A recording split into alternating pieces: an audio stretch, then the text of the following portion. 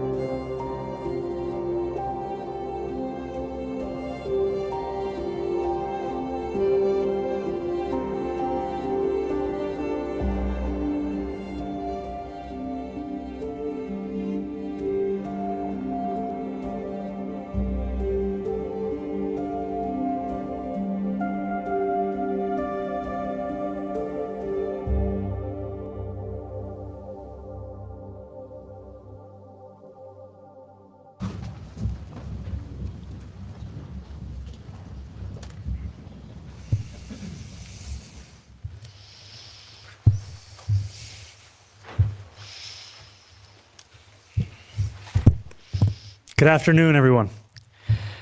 Before we get started, I want to thank our NYC leadership, our dedicated agencies, and every single city worker who has been working tirelessly throughout these freezing conditions.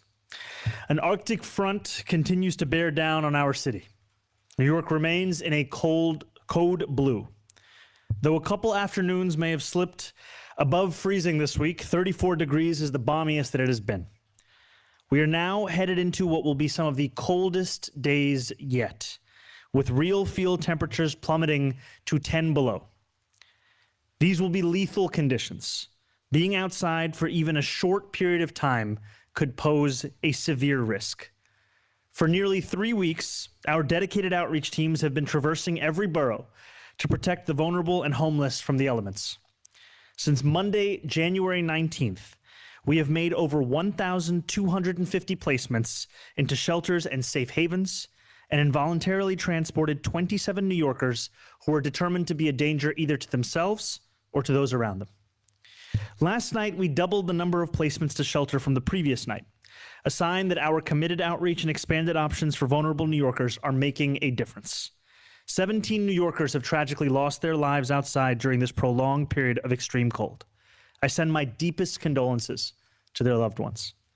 As the cold deepens this weekend, we are taking a number of additional emergency steps to protect New Yorkers, building on our work of the past few weeks.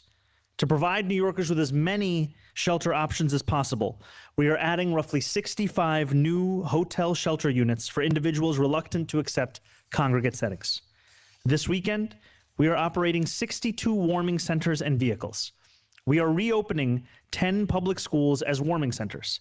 We are adding 2 new CUNY warming centers. And we have partnered with 2 overdose prevention centers to remain open 24 hours per day this weekend for their clients. We know that a number of these deaths have been individuals who likely overdosed and want to do all we can to prevent any further overdose deaths. We are also announcing a new partnership with Northwell Health to open 2 new warming facilities.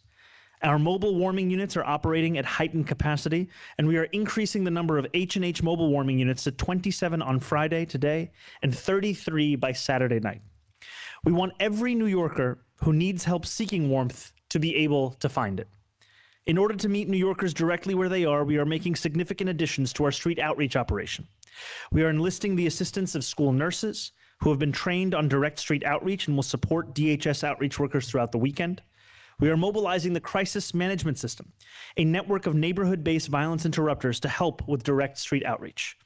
We are partnering with the Association of Community Employment Programs for the Homeless, otherwise known as ACE, an organization that works with New Yorkers with histories of homelessness, incarceration, and addiction to deploy staff to enhance our direct street outreach efforts.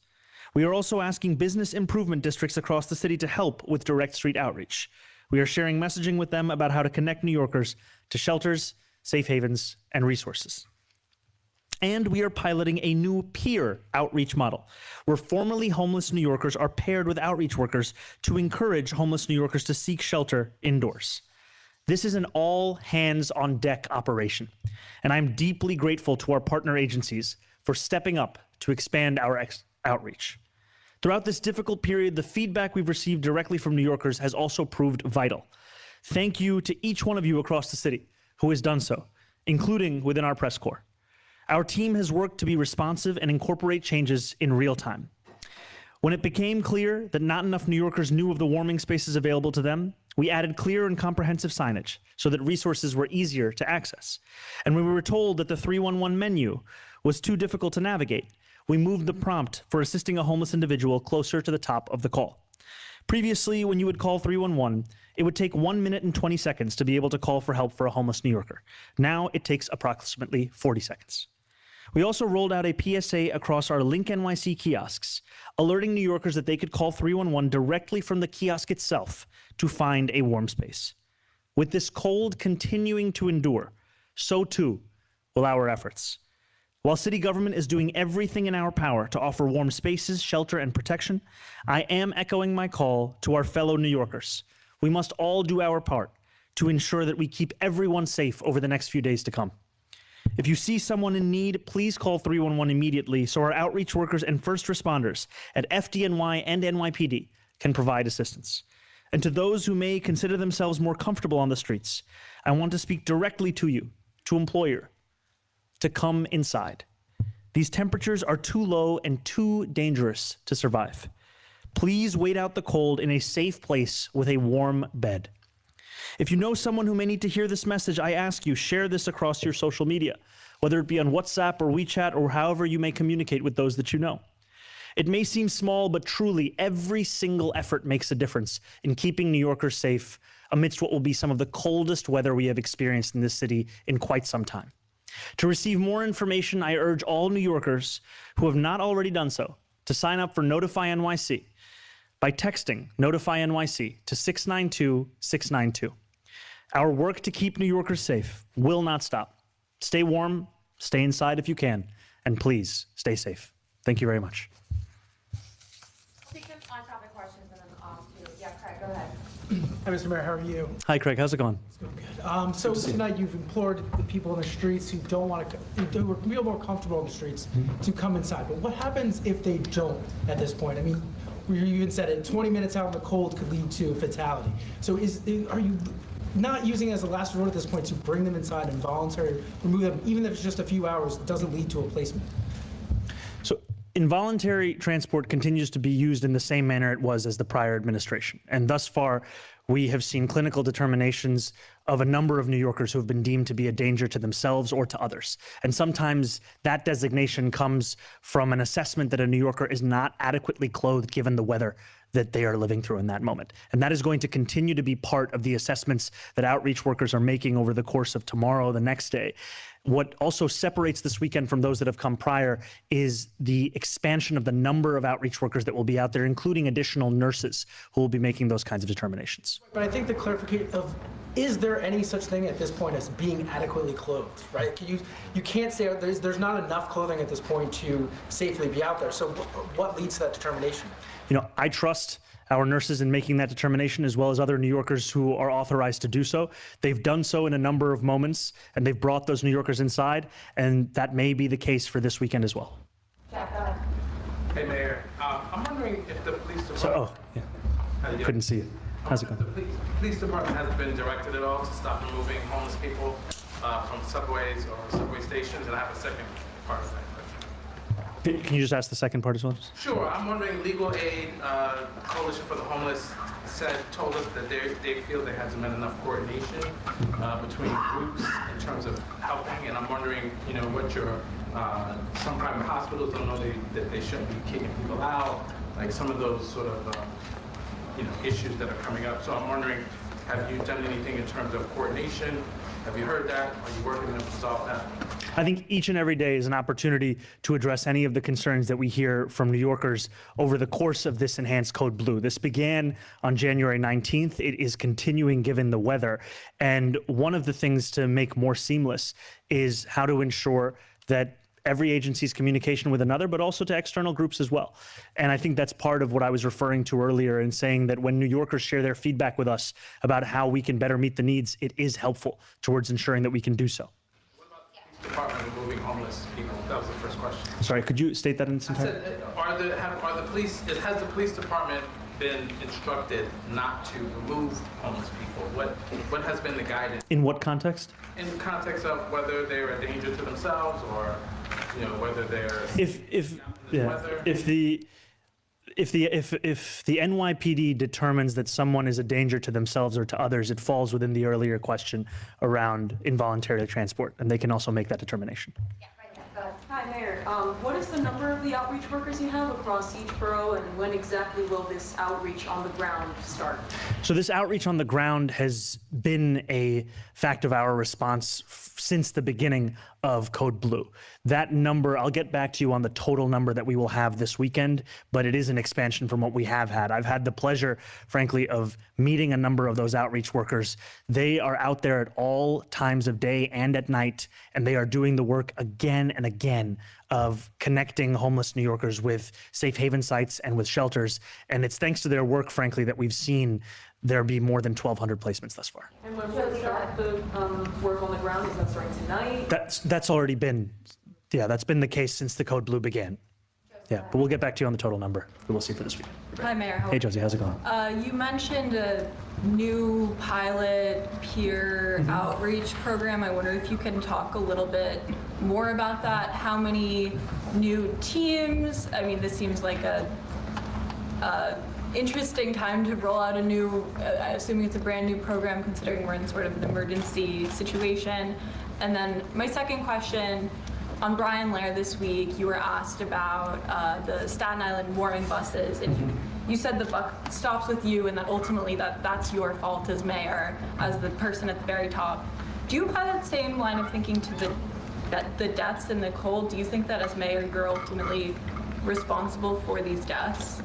I think as the mayor, I'm responsible for city actions across the 5 boroughs. And I think that I have to be clear about that because I think for far too long, New Yorkers have been told to cast blame in different places.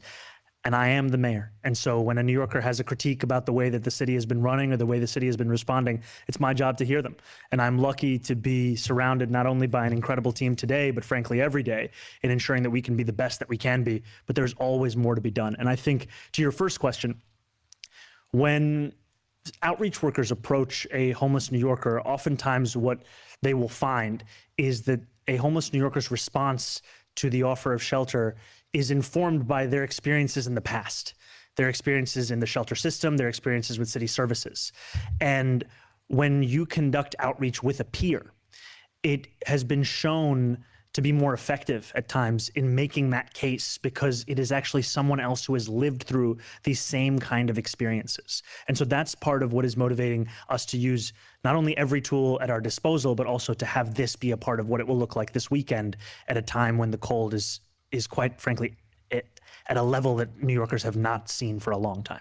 Do you know how many teams? We will get back to you on the question of that. Yeah. Miles, and we'll through off-topic questions and questions about the EO as well. Do you want me to wait for off topic? You go ahead. I'll stay on this topic. I wonder if you feel the administration has been able to communicate clearly enough about these 17 deaths. You know, I think we've learned very little about the deaths, and do you think you've done a good enough job communicating about that? And for off topic, I'll ask about your executive order. Okay. You know, I leave it to New Yorkers to make that judgment. What I will tell you is we always want to share whatever information we have about the New Yorkers who have lost their lives outside over the course of this cold. As you said, it's 17 at this point, where we have seen preliminary indications that 13 of them lost their lives as a result of hypothermia, preliminary indications that 3 of them lost their lives as a result of overdose, and 1 still to be determined even at a preliminary level. And we share this also not only to mourn them and to share our condolences with their loved ones, but also because oftentimes in our city, we as New Yorkers believe that we can brave any set of conditions. What we are talking about, however, is weather that can be fatal if you are subjected to it for a longer period of time. And we're looking to use every single tool we have to ensure that we can keep New Yorkers indoors and warm. And on EO. The Department of Homeland Security is sounding off about your executive order. Today, they said that it's going to make New Yorkers less safe as a direct result of the policy, and they say there are 7,000 migrants who are in the custody of New York jurisdiction with an active detainer, and that you should not release them. What's your message to the Secretary? My message to everyone is that these are policies that keep New Yorkers safe. These are policies that are motivated by delivering public safety, not in spite of public safety. And today's executive order was in part a restatement of existing city policy about the fact that we do not allow ICE agents into city properties, such as a school or a hospital, without a judicial warrant signed by a judge, as well as additional directives to ensure full compliance with these policies across every city agency, the directive to create an interagency apparatus that can respond in times of sudden crisis, and to take every measure we can to protect New Yorkers' privacy. Those are the things that keep New Yorkers safe. Safety is what we're motivated by. That's what we're going to deliver. Thank you. Go ahead. Mr. Mayor, have you considered asking New Yorkers to call 911 directly instead of 311 to avoid all of those prompts and to create a more urgent sense of having to call right now? And also, of the people that your clinicians, your officers have interacted with, you said you've made 27 involuntary commitments. Yes. How many people have they interacted with where they said, no, that person does have a capacity to decide, I'm going to stay out on the street? So I don't have that number for you. But on the first question, would you mind just restating that, Nicole? Oh, why not ask people to... Oh, yes, on that, yes. This has been a part of typical Code Blue policies. However, once we get to the end of this winter storm, we're going to be doing a full reflection as to what the city's policies have been thus far, what need to be changed. Thank you. Right behind you and then. Yeah. Hi. Hey, how's it going? It's It's Boris Herrmann from the German newspaper Süddeutsche Zeitung. Hello? Hi. There's a growing debate in Europe about boycotting the soccer World Cup in the United States due to some policies of the federal government, Minneapolis, Greenland, that. So, as a former player of the Talking Headers and also of the city where a couple of games are played, what do you think about boycotts, and what would be an appropriate way to show for international soccer fans that they're not happy with them? You said as a former player, I was wondering who it was going to be in reference to, and somehow it's me. I am incredibly passionate about the world's game. I am incredibly excited at the prospect of hosting the world here in this city and across this country for the most watched sporting event across the globe. And I also understand why many have shared their own critiques of policies that we're seeing across this country. I have engaged in that myself, in criticisms, especially around immigration enforcement, as we've been speaking about today, and I know that you referenced as one of the motivators of that. I will leave it to others to make their own determinations. What I will say, however, is that we are very excited here in New York City to welcome the world and to show that not only is this a city where the world is at home, but it's also a city where much of the world has found a home, and that those New Yorkers are so excited at the prospect of seeing every single part of themselves reflected in hopefully what will be an incredible tournament. Thank you. Got time for one more. Go ahead. Hi, Mayor. So we checked out a couple of warming centers today. At one of them, the bus was not there. We circled the block. Another one had very minimal signage and like 2 people on board. Another one also had minimal signage. So when will that clear additional signage be put up? And then what's the protocol for warming buses just not there? Well, a warming bus should be exactly where it's supposed to be. And signage is something that ever since it's been brought up to us, that has actually been in progress for us to put up that signage to make clear in every possible way where this is. The other part of what I mentioned earlier today is that we are now adding in as a tool into Link NYC kiosks, where not only can New Yorkers make a call directly to 311 to inform them of a homeless individual that's in need of help, but also there'll be a way in which to find a list of warming centers as well. What bus isn't there, though? Like, That's something that we're going to follow up on. Shouldn't be something that New Yorkers have to worry about. Mayor, what do you think of the Thank you, everyone. Bishop Hermelin situation with Hopewell?